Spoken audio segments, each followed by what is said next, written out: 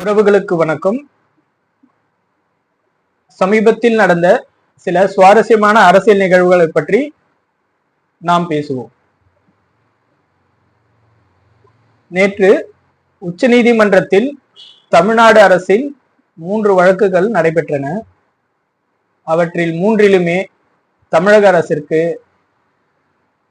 பெரும் பின்னடைவு என்றுதான் கூற வேண்டும். முதல் வழக்கு கடந்த வருடம் தமிழக பகுஜன் சமாஜ் கட்சியின் தலைவர் ஆம்ஸ்ட்ராங் அவர்களின் கொடூர கொலையின் சென்னை உயர்நீதிமன்றம் சிபிஐக்கு அந்த வழக்கை மாற்றியிருந்தது.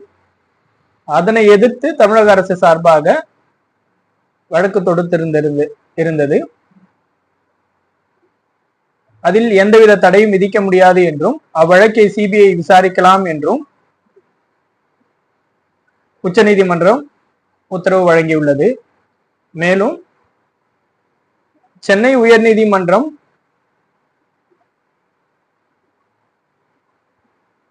ரத்து செய்த வழக்கின் விவரங்களை மட்டும் நிறுத்தி வைப்பதாக கூறியிருக்கிறார்கள்.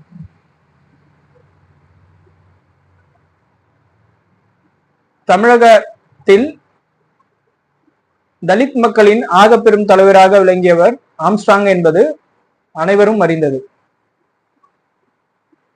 இன்று தலித் மக்கள் பெருமளவில் வழக்கறிஞராக பணிபுரிந்து வருவதற்கு ஆம்ஸ்ட்ராங் அவர்கள் பெருமளவில் உதவி புரிந்தார் என்பதும் அனைவருக்கும் தெரியும்.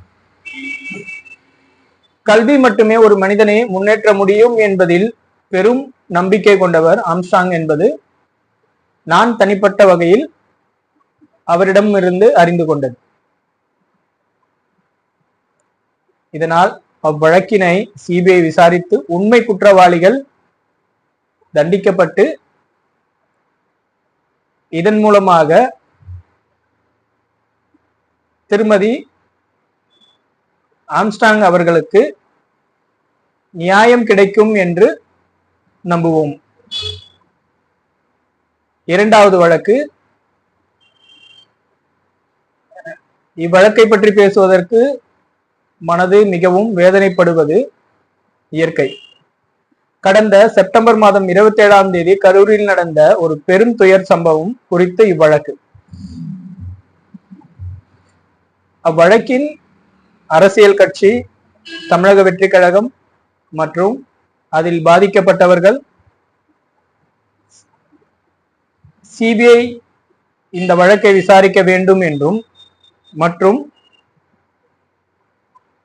சில சட்ட சிக்கல்களை குறித்தும் உச்சநீதிமன்றத்தில் வழக்கு தொடுத்திருந்தனர்.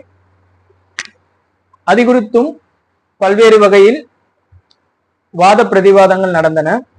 அவற்றில் தேதி குறிப்பிடாமல் அவ்வழக்கினை ஒத்திவைத்துள்ளனர். அவ்வழக்கின் விவரங்களை மிக விரைவில் தெளிவாக நாம் பேசுவோம். மூன்றாவது வழக்கு.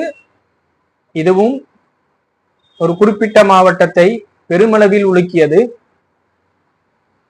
மக்களின் அறியாமை மற்றும் அவர்களின் ஏழ்மையை பயன்படுத்தி நாம் சில திரைப்படங்களில் கண்டிருப்போம். ஏழை எளிய மக்களிடமிருந்து அவர்களின் மனித உறுப்புகளை திருடி பெரும் பணக்காரர்களுக்கு அதை பொருத்துவது போன்ற சில திரைப்படங்கள் நாம் கண்டிருப்போம், பார்த்திருப்போம். சில குடும்பங்கள் அதனால் பாதிக்கப்பட்டிருக்கலாம். அந்த வழக்கில் மதுரை உச்சநீதிமன்ற கிளை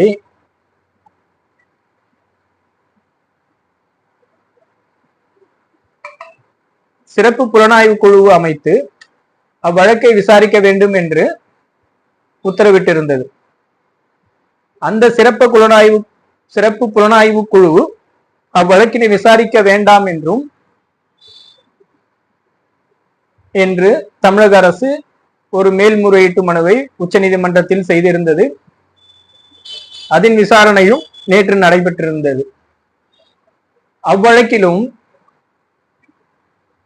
உச்சநீதிமன்றம் மதுரை உயர்நீதிமன்ற கிளை நியமித்த சிறப்பு புலனாய்வு குழு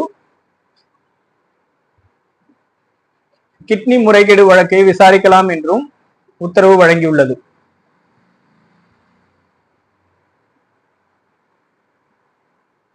இதில் நாம் புரிந்து கொள்ள வேண்டிய சில விஷயங்களும் உள்ளன. அதே சமயம் ஒவ்வொரு வழக்கிலும் மேல்முறையீடு என்பது பொதுமக்களின் வரிப்பணத்தை வீணாக்கும் செயல் என்பது எனது தனிப்பட்ட கருத்து. சில வழக்குகளை உச்சநீதிமன்றத்தில் தமிழக அரசு மேல்முறையீடு செய்து வெற்றி பெற்றுள்ளது. ஆனால் இம்மூன்று வழக்கிலும் ஏன் உச்சநீதிமன்றம் செல்ல வேண்டும் என்பதும் பெரும் கேள்விக்குறி. இதனை தவிர்க்கலாம், மக்களின் வரிப்பணத்தை மிச்சப்படுத்தலாம். இது நீதிமன்றங்களில் நடந்த விவகாரங்கள். அடுத்ததாக, திராவிட முன்னேற்ற கழகம் என்பது ஆகப்பெரும் கட்சி மற்றும் சமூக தொண்டுகளை செய்தும் வந்த கட்சி. அதில் பெரும் செல்வந்தர்கள் இருந்தாலும் பெரும் கல்வியாளர்கள் இருந்தாலும் ஏழை எளிய மக்கள் கட்சியாகவே காணப்பட்டும் வந்தது. அவ்வாறே அதன் தலைவர்களும் இருந்து வந்தனர்.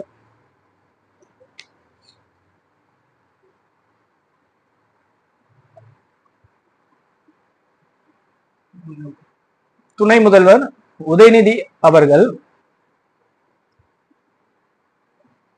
திராவிட முன்னேற்ற கழகத்தின் ஒரு பொதுக்கூட்டத்தில் பேசும் பொழுது சில அரசியல் அநாகரிகங்களை தவிர்ப்பது,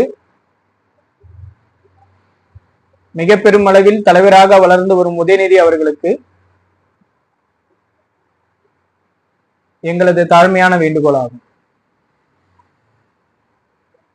இதற்கு முன்பு எவ்வாறு அரசியல் நடந்தது, நடைபெற்றது என்பது போன்ற விவரங்களை நாம் ஆராய்ச்சி செய்ய தேவையில்லை. இனி வரும் காலங்களில்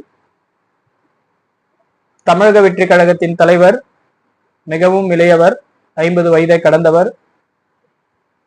திராவிட முன்னேற்ற கழகத்தின் துணை முதல்வர் உதயநிதி அவர்கள் 47 வயதை கடந்தவர். இவர்கள் இருவரும் வரும் காலங்களில் ஆகப்பெரும் அரசியல் தலைவர்களாக வருவதற்கும் எனது வாழ்த்துக்கள். அதில் மிகவும் கண்ணியமிக்க வார்த்தைகளை பயன்படுத்தி பிரச்சாரம் செய்வது அல்லது பொதுக்கூட்டங்களில் பேசுவது என்பது மிகவும் அழகாக இருக்கும். தமிழக அரசியலை இந்திய அரசியல் உற்று நோக்கி கொண்டிருப்பது என்பது அனைவரும் அறிவார்கள். அவ்வாறு இருக்கையில் மிகவும் கண்ணியமிக்க அரசியலை நாம் நடத்துவது என்பது நமது தமிழர்களுக்கு பெரும் மகிழ்ச்சியை தரும். துணை முதல்வர் உதயநிதி அவர்களுக்கு பேசியதற்கு அனைத்து இந்திய அண்ணா திராவிட முன்னேற்ற கழகத்தின் பொதுச் செயலாளர் திரு எடப்பாடி பழனிசாமி அவர்கள், முன்னாள் முதலமைச்சர், அவர்களும் கண்ணியமிக்க வார்த்தைகளை பயன்படுத்தி இருக்கலாம். சில வார்த்தைகளை தவிர்க்கலாம். சிறு பிள்ளைகள் தவறு செய்வார்கள், அதனை தட்டி சரி செய்து பண்படுத்தி கொண்டு செல்ல வேண்டும் என்பது பெரியவர்களின் கடமை. துணை முதல்வர் உதயநிதி அவர்களின் வயதும் உங்களுடைய வயதும், நீங்கள் அவர்களுக்கு ஒரு தந்தை சாணத்திற்கு நிகரானவர். அவ்வாறு அவர் நினைக்கவில்லை என்றாலும் நீங்கள் அவ்வாறே நினைப்பவர். நீங்கள் என்றுமே ஆகச் சிறந்த ஒரு அரசியலை முன் எடுத்து செல்பவர் என்பது நாங்கள் நேரில் கண்டது. அதனை தாங்கள் எப்போதும் செயல்படுத்த வேண்டும் என்பதும் எங்களது தாழ்மையான வேண்டுகோளாகும். அரசியல் ஒரு மனிதனை பண்படுத்தவும் மிகவும் அவசியம். ஒவ்வொரு அரசியலும் ஒரு மனிதனை நியாயப்படுத்தி கொண்டிருக்கும். அவர்களது சமுதாயம் சார்ந்தோ அல்லது அவர்கள் கொண்ட ஒரு கொள்கையை சார்ந்தோ இருக்கும். இன்று நமது ஊடக அவசியமும் ஏன் தேவை என்பதும் தங்களுக்கு புரியும். இது பாலாவின் மக்களின் குரல். நாம் அரசியல் பேசுவோம், ஆழ்ந்து பேசுவோம். எனக்கு இதுவரைக்கும் ஒத்துழைப்பு வழங்கிய அனைத்து நல்ல உள்ளங்களுக்கும், கண்டுகளித்த அனைவருக்கும் எனது நன்றிகளை தெரிவித்துக் கொள்கிறேன்.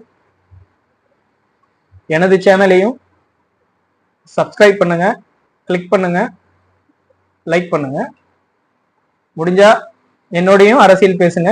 நானும் உங்க கூட அரசியல் பேச தயாரா இருக்கேன்.